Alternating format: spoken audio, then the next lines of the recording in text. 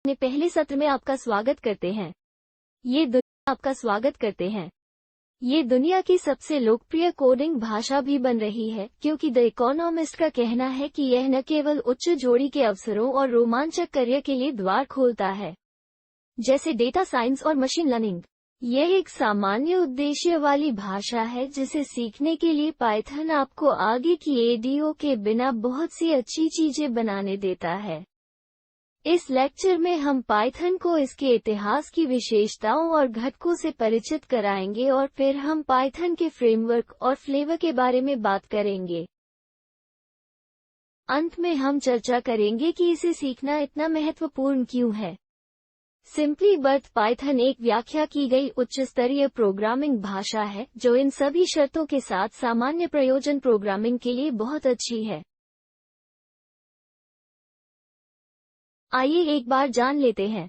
जब हम कहते हैं कि पाइथन की व्याख्या की जाती है, तो हमारा मतलब है कि आपके कोड के प्रत्येक कथन को सबरूटीन्स में अनुवादित किया जाता है।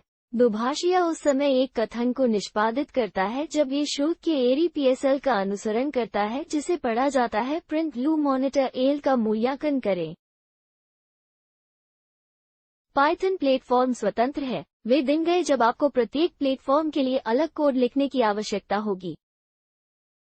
आप इसे पाइथन के साथ चलाना चाहते हैं। आप अपना कोड एक बार लिखते हैं और फिर भी इसे चलाते हैं। यदि आप AC++ या जावा पृष्ठभूमि से आते हैं तो पाइथन गतिशील रूप से टाइप किया जाता है।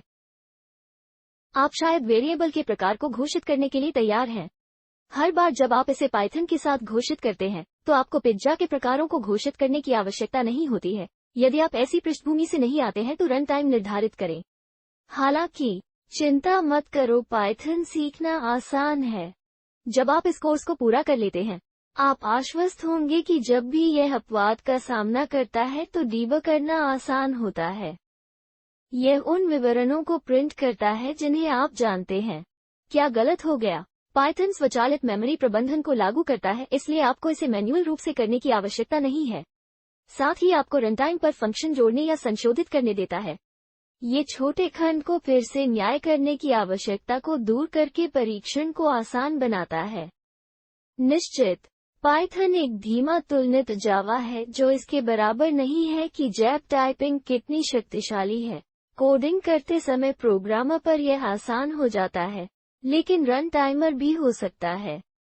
चम्मच की जानकारी चिंता न करें, जैसे ही हम पाठ्यक्रम में आगे बढ़ेंगे हम सब कुछ कवर कर लेंगे। ठीक है, अब उच्च स्तरीय भाषा उपकरण मजबूत अमूर्तता के साथ एक उच्च स्तरीय प्रोग्रामिंग भाषा से आपका क्या मतलब है?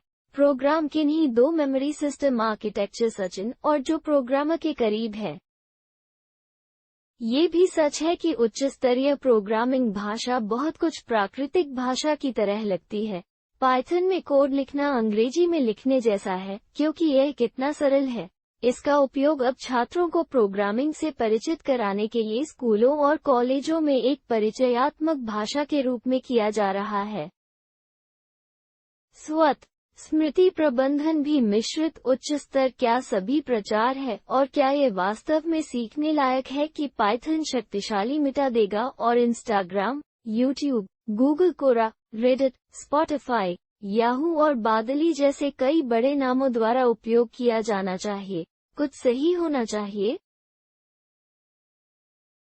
पाइथन सभी हेडी के दिन है, लेकिन वास्तव में 1985 में इसके पीछे एक लंबा इतिहास रहा है और इसकी कल्पना की गई थी, और इसका नाम ब्रिटिश कॉमेडी श्रृंखला मॉन्टी पाइथन के फ्लाइंग सर्कस के नाम पर रखा गया था, जो दिसंबर 1989 में गैलाडो वैन रोसुम-बिग और CW में इसे लागू कर रहा था।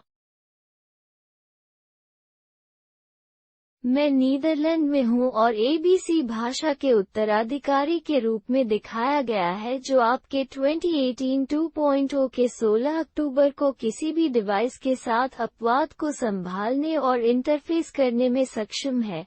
स्मृति प्रबंधन से कचरा कलेक्टर का पता लगाने और यूनिकोड पाइथन 3.0 के समर्थन जैसी सुविधाओं के साथ जारी किया गया है। 3 दिसंबर 2008-2017 को ट्रांस कंपाइलर जाने के लिए पाइथन 2.7 के आगमन का अवलोकन किया। हालांकि वर्तमान में बहुत सारी परियोजनाएं पाइथन 2.6 पर काम करती हैं। इसके बाद 1 जनवरी 2020 को ये सेवानिवृत्त होंगे। यह भविष्य के लिए नहीं रखा जाएगा, वास्तव में पाइथन 3 के अंतर्गत आता है और साथ ही ब्रिटिश कॉमेडी श्रृंखला मॉन्टी पाइथन के फ्लाइंग सर्कस के बाद पाइथन नाम के पहले कैदो वैन रॉसम पर चर्चा की गई है। ये पता लगाने के लिए एक अजगर की विशेषताओं पर चर्चा करें कि यह क्या इतना शक्तिशाली बनाता है। पाइथन पढ़ने में आसान है और इसमें आसान कोड भी सीखना आसान है, इसकी व्याख्या की जाती है। जैसा कि हमने शुरुआत में सत्र के साथ देखा और एक लाइनर समय निष्पादित किया। पाइथन ऑब्जेक्ट ओरिएंटेड एटलस वास्तविक दुनिया का मॉडल है और कक्षाओं और वस्तुओं पर ध्यान केंद्रित करता है। यह मुफ्त और खुला स्रोत है। स्रोत कोड जनता के लिए स्वतंत्र रूप से उपलब्ध है। पाइथन पोर्टेबल है, एक कोड कई प्लेटफार्मों पर काम करता है। आप उसके साथ बुनियादी निर्माण कर सकते हैं। पाइथन के पास शक्तिशाली मोटर के साथ एक बड़ा मानक पुस्तकालय है जिसका उपयोग संकुल अनुक्रम उधार कोड में किया जाता है और पहिया को फिर से शुरू करने की आवश्यकता नहीं होती है। पाइथन भी गतिशील रूप से टाइप किया गया है। हमें रनटाइम पर निर्धारित वेरिएबल के प्रकार को घोषित करने की आवश्यकता नहीं है। यह एक्सटेंसिबल और एम्बेड करने योग्य भी है। आप में से कुछ कोड 60++ अन्य भाषाओं में लिख सकते हैं और अन्य भाषाओं में कोड में एम्बेड भी कर सकते हैं। अभी आप जानते हैं कि मेरा बेटा क्या है। ऐसा लगता है कि इसमें फंक्शन, क्लासेस, मॉड्यूल और पैकेज हैं। फंक्शंस कथन संग्रह कर रहे हैं ताकि आप कोड का पुनः उपयोग कर सकें और इसे फंक्शन पर बार बार लिखने की आवश्यकता न हो। मैं एक मान वापस कर सकता है। कक्षा सार डेटा प्रकार हैं। वे वस्तुओं के खाके की तरह हैं और स्वयं कोई मूल्य नहीं रखते हैं। संबंधित वर्गों और कार्यों के मेदुसा संग्रह से संबंधित मॉडल हैं। इस पाठ्यक्रम के बाद के हफ्तों में मॉडल और पैकेजों पर विस्तार से चर्चा करेंगे।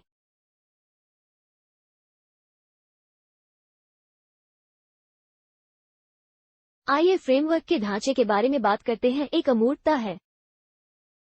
ये सभी तर्क और डीएल प्रदान करता है जिसकी आपको एक विशेष उद्देश्य के लिए आवश्यकता होगी, जैसे कि आप पाइथन के साथ एक वेब एप्लीकेशन विकसित करना चाहते हैं।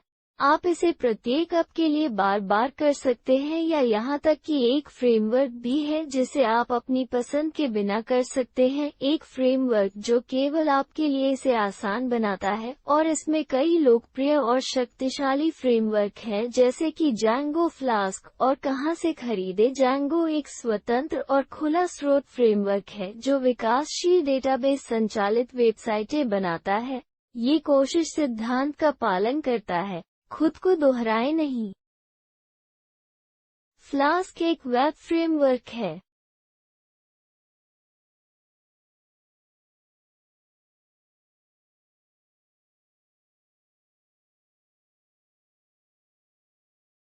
इरेजर माइक्रो फ्रेमवर्क ये फॉर्म सत्यापन के डेटाबेस अमूर्त परतों का समर्थन नहीं करता है जो आपको अतिरिक्त सुविधाओं को जोड़ने के लिए एक्सटेंशन का उपयोग करने देता है। पोर्टल एक और माइक्रो फ्रेमवर्क है।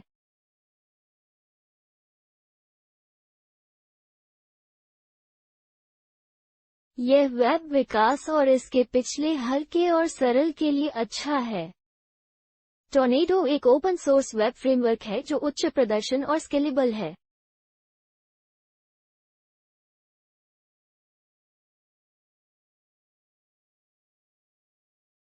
इसमें लिखा है पाइथन प्योर मेन इस वेब फ्रेमवर्क। यह मेगा फ्रेमवर्क नहीं है, यह माइक्रोवेव मिल्क नहीं है, बल्कि प्रोजेक्ट्स के लिए सही मात्रा में लिबर्टी प्रदान करता है।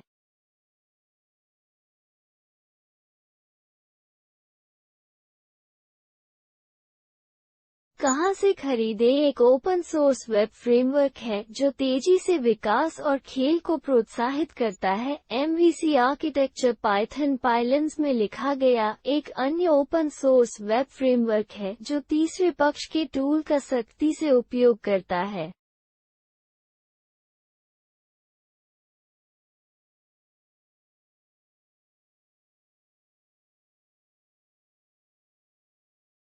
यह एक पदावनत फ्रेमवर्क है जिसका उपयोग किसी और चीज में किया जा सकता है।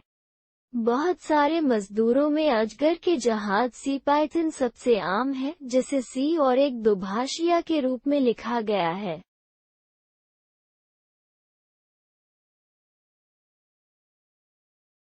आयन पाइथन को सी शार्प में लागू किया गया है। यह एक डॉटनेट भाषा में लिखे गए एप्लीकेशन फ्रेमवर्क के लिए एक व्यापक लिटी लेयर के रूप में कार्य कर सकता है।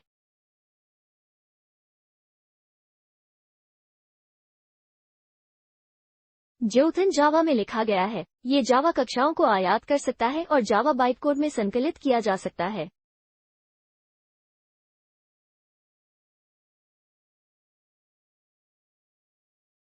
माइक्रोपाइथन को माइक्रोकंट्रोलर पर चलने के लिए डिजाइन किया गया है।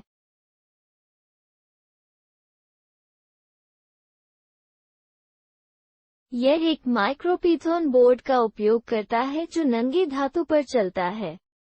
पाइथन को पाइथन में लागू किया गया है। ब्राइटन के साथ प्रयोग करना तेज और आसान है। ब्राउज़र के लिए पाइथन ये ब्राउज़र में चलता है जो भी पाइथन और रूबी दुभाषिया के बीच एक पुल के रूप में कार्य करता है। पाइथन और रूबी आभासी मशीनों के बीच डेटा इकट्ठा करता है। तो आप क्या कर सकते हैं? बायोटिन आप एक वेबसाइट डेवलपर गेम का निर्माण कर सकते हैं। पाठ के लिए पूर्ण रूप कंप्यूटर विजन एक सीजन मशीन लर्निंग का प्रदर्शन शुरू करता है ताकि दृश्यों को सीखने की क्षमता दी जा सके कि रोबोट आसानी से वेबसाइट डेटा विश्लेषण डेटा को परिमार्जन करते हैं, एक वेब ब्राउज़र को स्वचालित करते हैं।